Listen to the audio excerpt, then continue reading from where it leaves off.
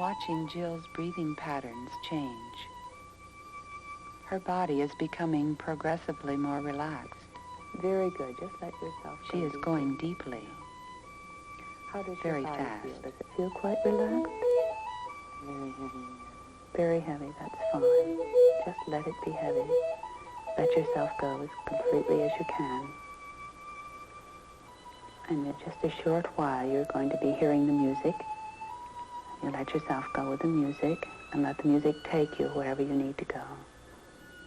My mind is fully concentrated on her experience. I try in my imagination to see what she is seeing, feel what she is feeling, to keep in touch.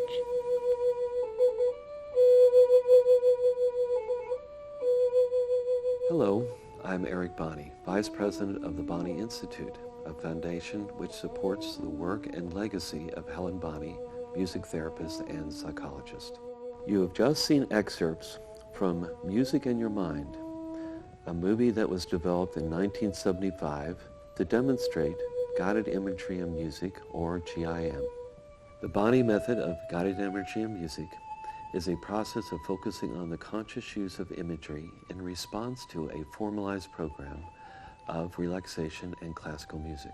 During a GIM session, guided by a trained facilitator, images are evoked and selected music is used as a catalyst to encourage movement and insight so that change and healing can occur. It enhances self-understanding, therapeutic change, and spiritual transformation. As a pioneering spirit, Helen Bonny has brought many people to GIM. As a mystic, healer, and transpersonal psychologist, she has taught them that there is a transformative, divine spirit available to them as it has been to her. As a foundation in the development of GIM, the historical events in Helen Bonny's life have contributed significantly to her pioneering work in music and imagery. From the musical influences of her childhood experiences to the professional development of her musical expertise, from the personal exploration of her own psyche to the transformative spiritual experience which ignited her creative process, from her research and experience with drug-induced altered states of consciousness to her development of transformative imagery sessions. Her inspiring work with GIM around creativity, therapeutic change, and medical intervention is revealed, along with her professional training development, which has become worldwide. The following is centered around an interview which takes place in August of 2005. It focuses on historical visuals and music, which is part of the development of GIM, along with performances by Helen Bonny.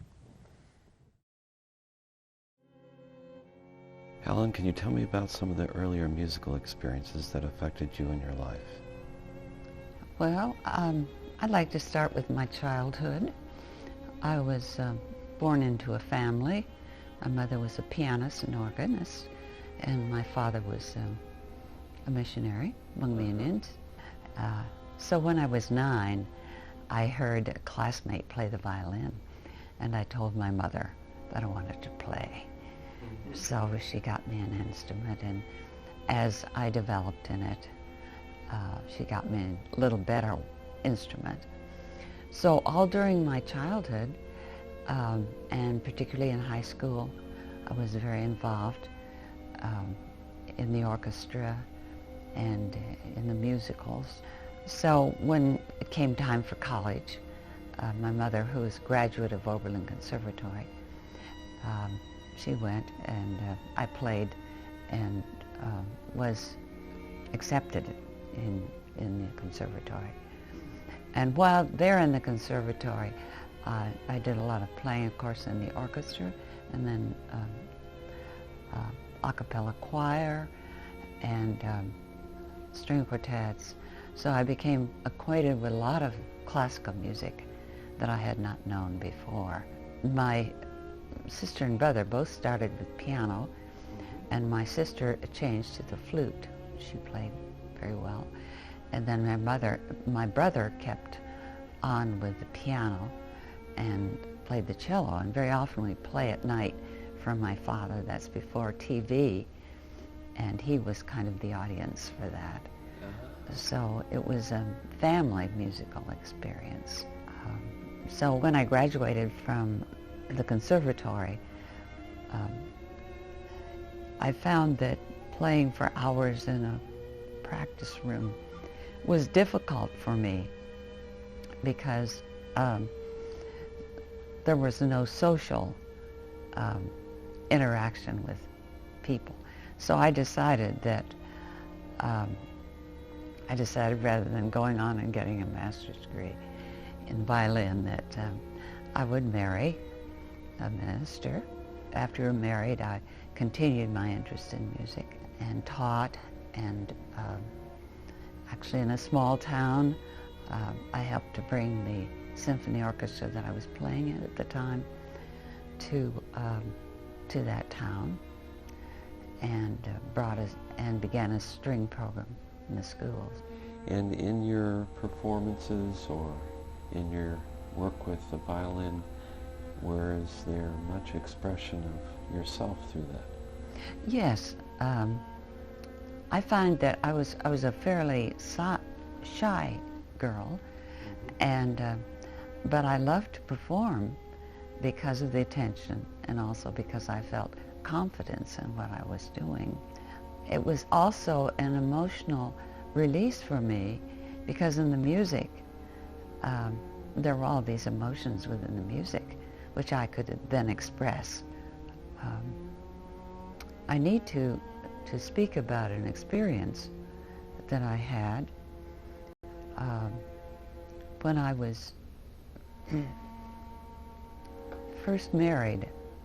I asked my husband what my duties would be as a minister's wife, and one of them was to lead in the prayers, and I felt like I couldn't do that too well. So when I heard that Dr. Laubach, who had written a book on prayer, was coming to Kansas, then a group of us went, and we had to stay overnight, and my accompanist was in the same group, so I took my violin along so we could practice a little bit while we were there. In the evening, the minister said, well, since you're going to be staying here, would you play? And so my accompanist and I were rehearsing, and Dr. Laubach came in and he said, oh, that's such beautiful music. It just sounds like God is speaking through you, which pleased me a lot. He asked, me to play, and so I got up and played. I played the Swan from the Carnival of Animals. And the first part of the music was the usual. I did the usual things. And then there was a bridge until the first part was repeated toward the end of the short piece. And when I repeated it, it seemed like all of a sudden this beautiful music came out of my violin. And I know I hadn't ever played like that before. So to test it, and I guess a little bit of research in me at that time, I continued to play, move the bow and the fingers, but no vibrato and no expression. The music continued just the way it was. And so I finished, I sat down, and I was shaking all over because it was quite an experience to have. Well, Dr. Laubach got up and spoke 15 minutes, and he said, I wonder if this young woman would play another piece. Well, I was shaking all over, and I knew what that would mean to my violin playing. So the first few notes were very shaky. And then after that, it was just the same beautiful music. And this piece was the Ave Maria by Bach Gounod. So that night when I didn't sleep at all, and toward morning I realized that something unusual had happened in my life, and for which I was very grateful. I think they call them epiphany experiences now, But at that time, I only thought of Paul's experience on the way to Damascus. And so when I went home for a couple of weeks, I just was in a state of euphoria. And after a couple of weeks, I wrote to Dr. Laubach. And he wrote back and he said it was a wonderful experience for him.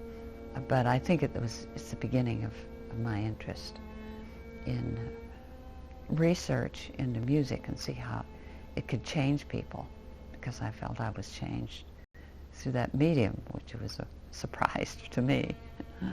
So it was an important time of growth for me, because as I delved more deeply into myself, into my spiritual self, then I found out that there were things that needed to be explored internally. And so I went to several therapists to help me discover some of the things in my childhood. And that was an important part of feeling at home in deeper areas of myself, and therefore working with other people at depth levels. I was fortunate to have a counselor to help me with the fact that as a minister's wife, I didn't feel totally fulfilled, and I was thinking of going into several avenues, either a master's degree in violin, and then I heard about music therapy, and it had started in Lawrence several years earlier than that, and the father of music therapy, Ether Gaston, was teaching there. So I was very delighted to go and talk with him, and I told him about my special experience and that I was interested in research. And he said, well, we're only interested in behavioralism. But I decided that that was all right, that I really needed to learn music therapy.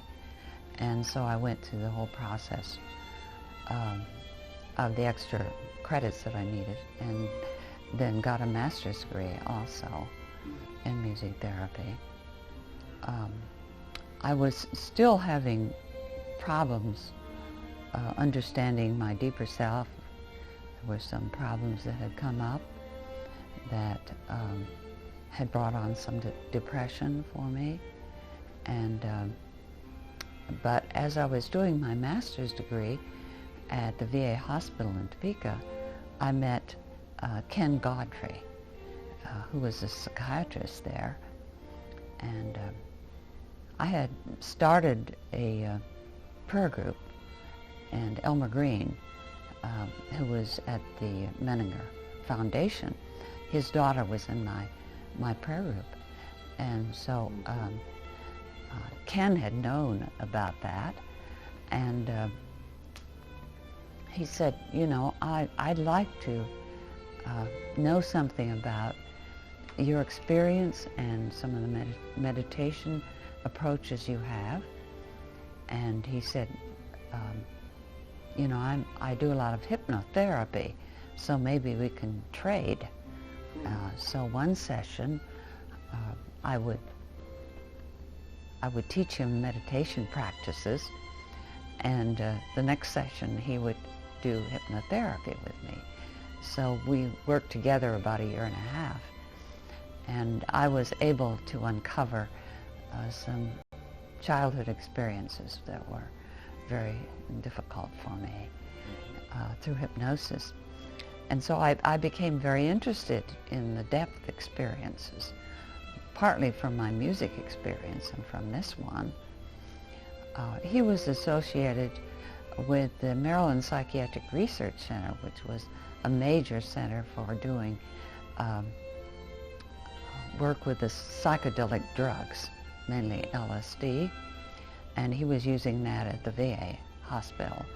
I did my research at the VA hospital, and that was with the music with schizophrenics.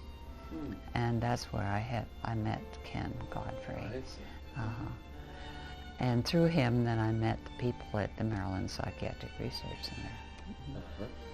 And it was with Ken and John Lilly that we started the Council Grove meetings for people who are on the growing edge of consciousness work.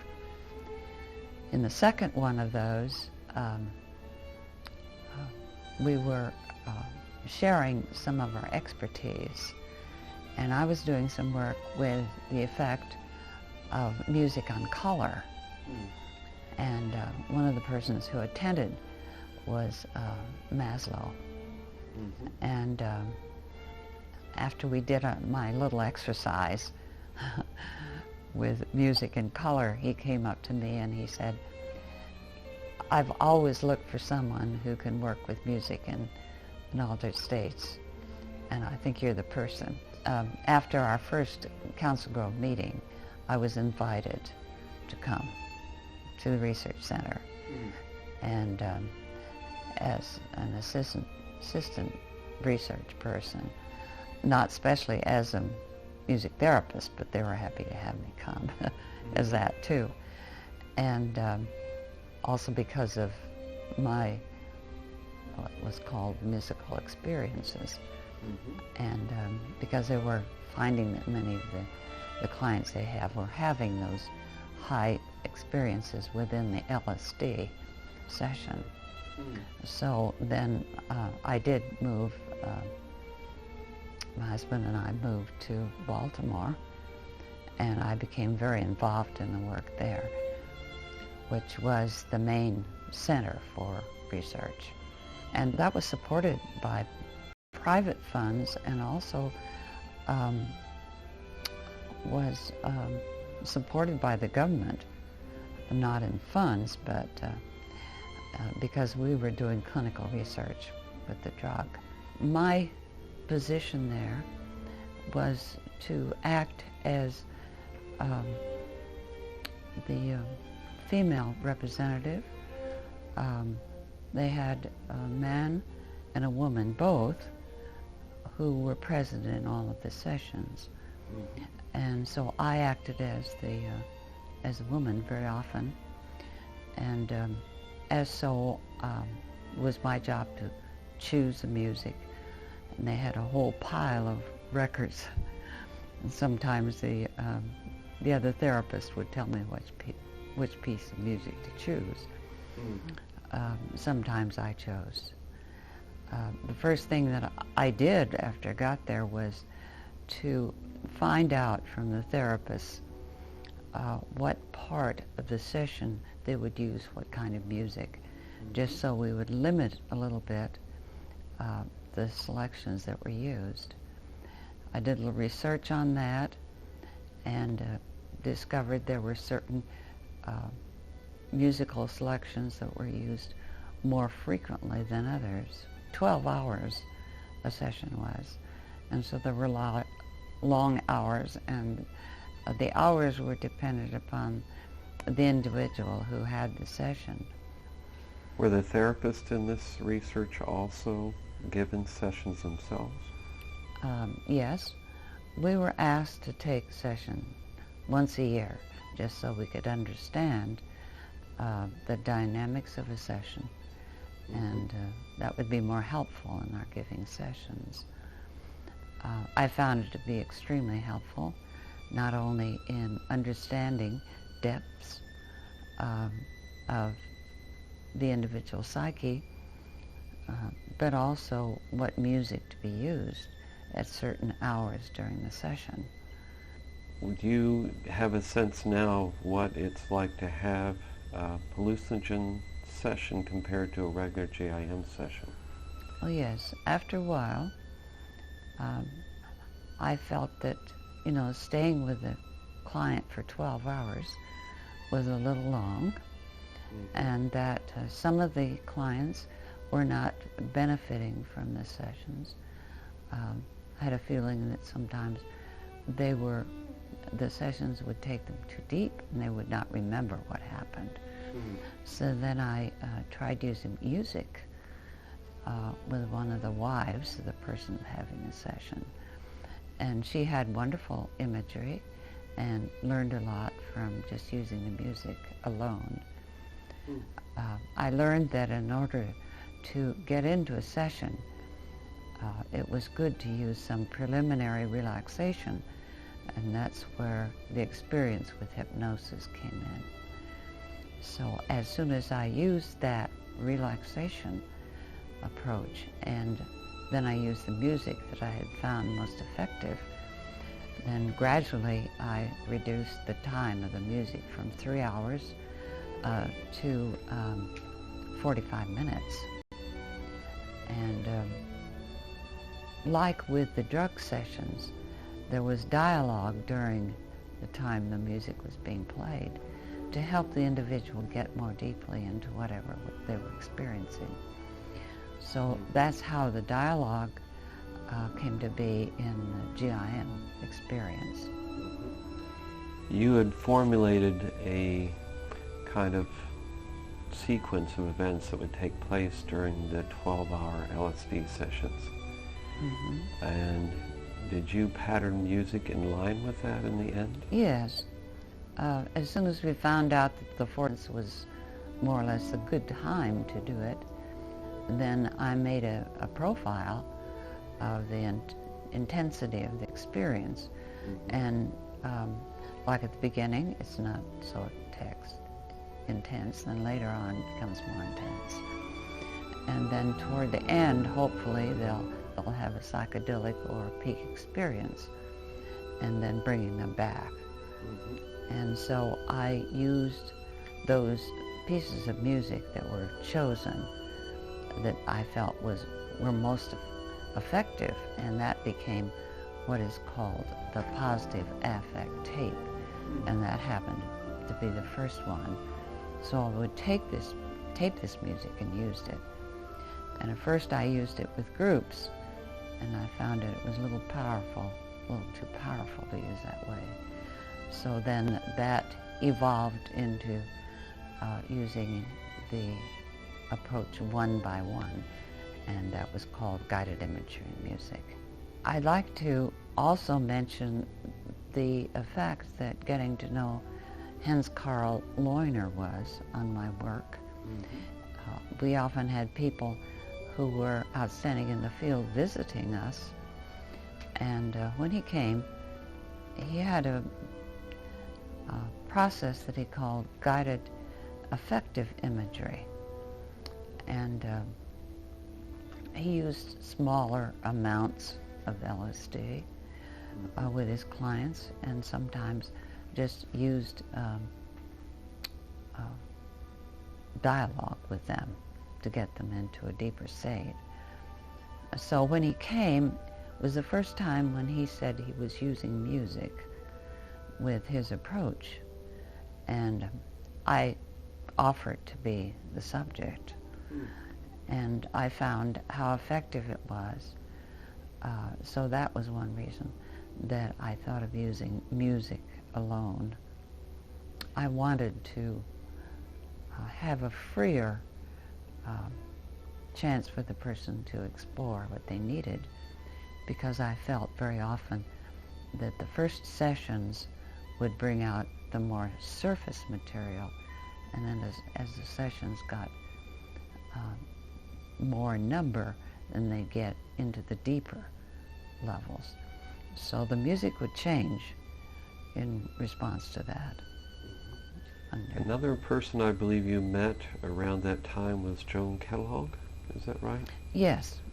She came to the research center, and she's an art therapist who was using mandalas, and she seemed to have a real ability to interpret the mandala, which is a circular form in which people could draw images or whatever they wished, use what other colors they want. And then from whatever was presented on paper, she could deliver a lot of information. And so I used her because I thought that would be valuable. After the session, when a person is talking about their experience, before that, I would have them draw a mandala. And then, without knowing what the person had gone through in their session, she would interpret for me what the mandala said, and it was very helpful in the work that I was doing. Around at that time, you had put out one of your first publications with Lou Savory. What can you say about that? Lou was one person that became very interested in my work, and I gave him a session, and he said to me, let's write a book. And I didn't feel that my work was completed enough, but he said we have a lot of good material. So he helped in the writing of that, and it was very helpful because with its publication, and many people became more interested in what I was doing with music and imagery. Actually, that led to my interest in getting the PhD, as I mentioned. And one of the things that I felt that I wanted to do with a PhD was to describe in visual ways, exactly what I felt the music was doing and what type of altered state they were getting into. So I looked at the circular designs of Freud into the 3 sections, and then I looked into the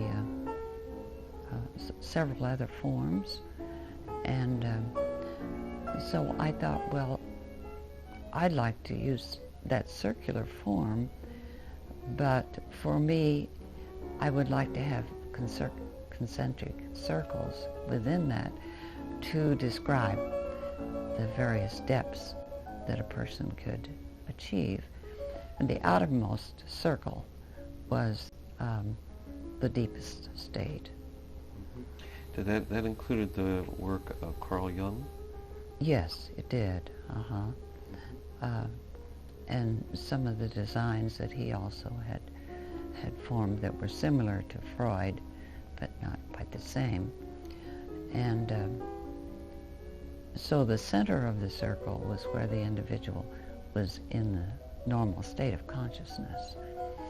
And then the concentric circles were, as I said, depths to which a person could go with the music. And those depths were then a part of understanding how far an individual could go. And I would write lines out to the depths that each individual achieved during a session. I called it the cut log because it seemed like a cut log with the years of growth. At what point do you feel that your work moved into focusing on training others in guided imagery and music? As I said, that at first I used this approach with some of the beginning tapes that I put together. And I was encouraged by some students from Amherst University. And they had been working with people on the street who had taken the drug, and they wanted music that would help in their therapy with them. And that is those who have had bad experiences. So when they came and described some of the problems they had run into, that helped me in designing various tapes for different situations.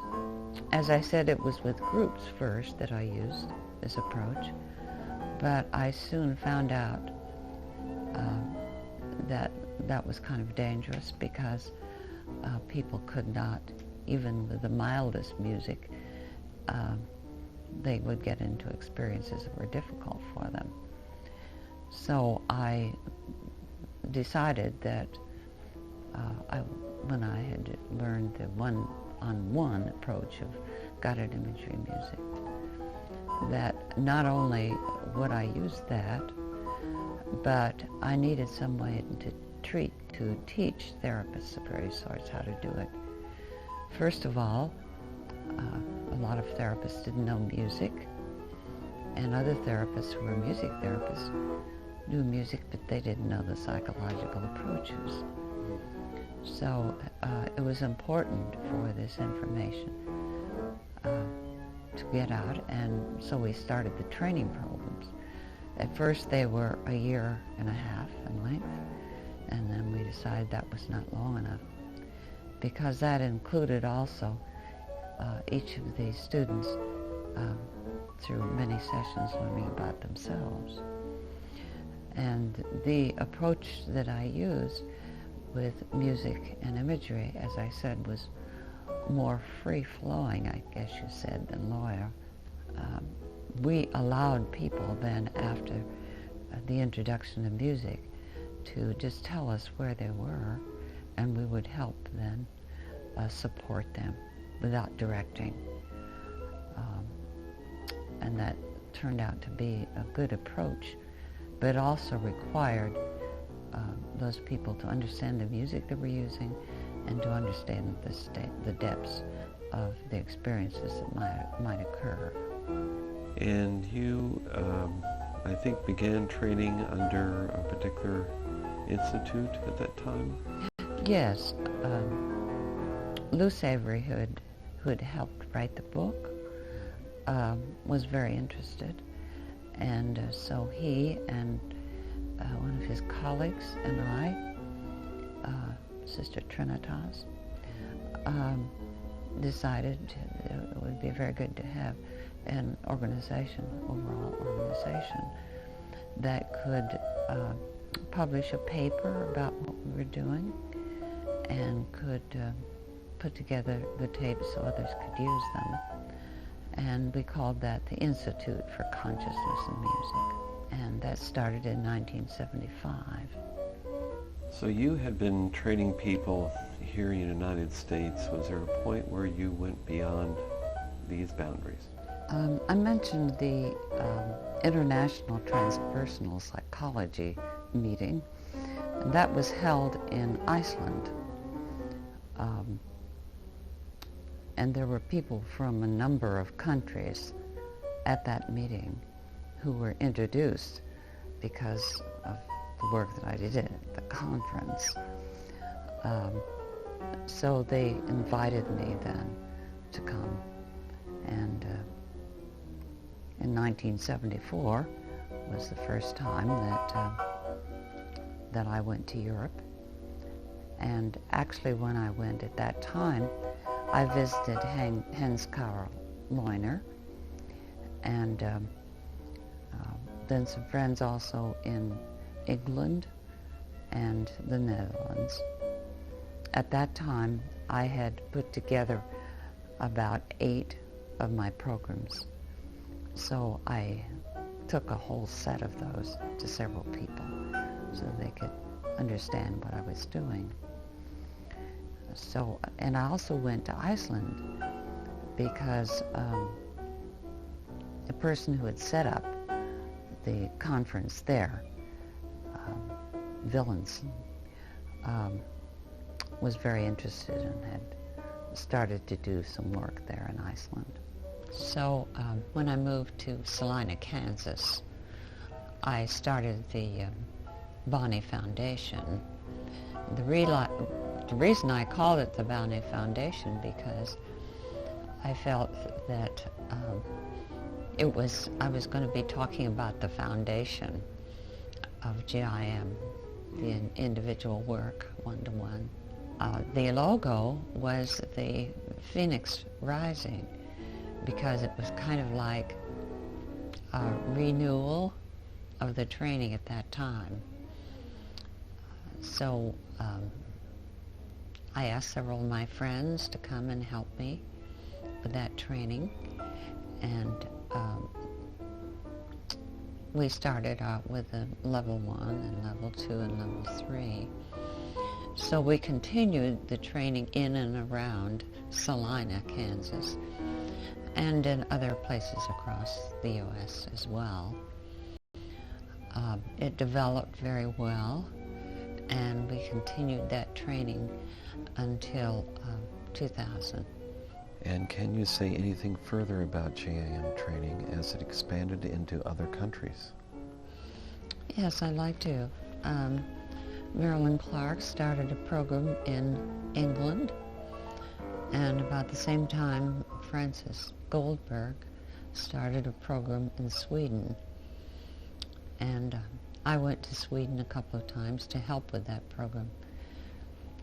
Both of those programs have continued, and other programs have started in Germany and Italy, and Bulgaria, and the Netherlands, and Norway, and Iceland. So they now have a European Bonny method, guided imagery in music. As the method grew, did the GIM facilitators formally organize to support the approach? Yes, they did. And in the meanwhile, the organization called the Association for Music and Imagery, which was our overall organization in this country, decided that people were using GIM in ways that weren't true to the original plan. So they changed the name to the Bonny method of guided imagery in music. So the Bonny method is the method that was originally used by me. I also went to Australia and New Zealand and helped to start programs there,